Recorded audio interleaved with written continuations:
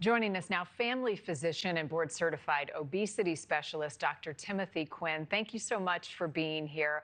I don't think it's news that our health has gotten sort of out of touch. We could do better, kids, adults. But what should we know about obesity among America's kids, and what is the healthy way to get back on track?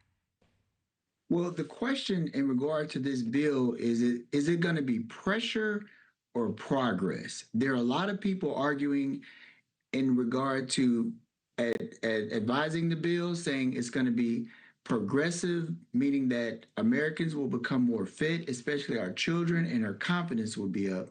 But the people that are against it are arguing that it could have the opposite effect, especially for those kids that are not physically fit.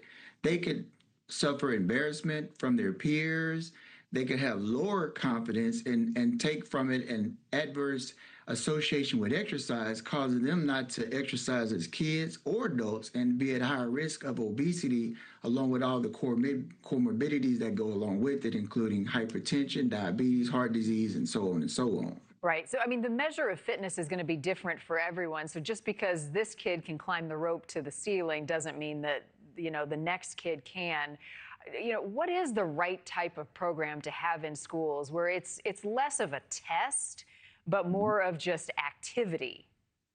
Well, I'd love to share a conversation that I had with an athletic director just last night and also a physical education teacher. What they were saying was they were aware of this and trying to come up with a plan on how to implement it if it is enforced.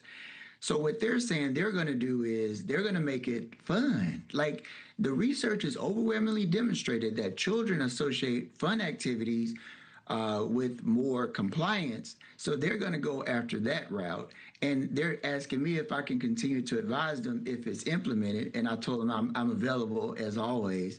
So the scenario would be they would implement the program, but they would do it in privacy. So they tell these kids, hey, we're going to go run over here. And the kids that run the fastest, they will record it. And the kids that didn't run as fast, they'd still record it, but they report it to whoever they're supposed to be reporting to. And they would also have private sessions with the children and their parents. So hypothetically, they have to run 1 mile in 6 minutes. If you have a child that runs 1 mile in 20 minutes, they test it over time, and then they meet with the child and parent privately and let them know, about the progress to build up the confidence and the self-esteem. And they would meet with the children that did very well, and they report it. And they would meet with the children and parents in private and tell them how well they did, but they wouldn't tell anybody that you failed, because at the end of the day, we don't want to destroy a child's confidence, especially when they're growing up, forming an opinion of themselves. And there could also be a lot of anxiety, depression, and other things, as I said earlier, a negative association with exercise, causing them to never embrace exercise. Yeah, the last thing you want to do is address one issue and then create 5 other challenges for kids. There's got to be a balance that we can strike. Dr. Quinn, thanks as always. Thank you for watching. Subscribe below and download our NewsNation app right now on your phone, and you will get fact-based, unbiased news for all Americans.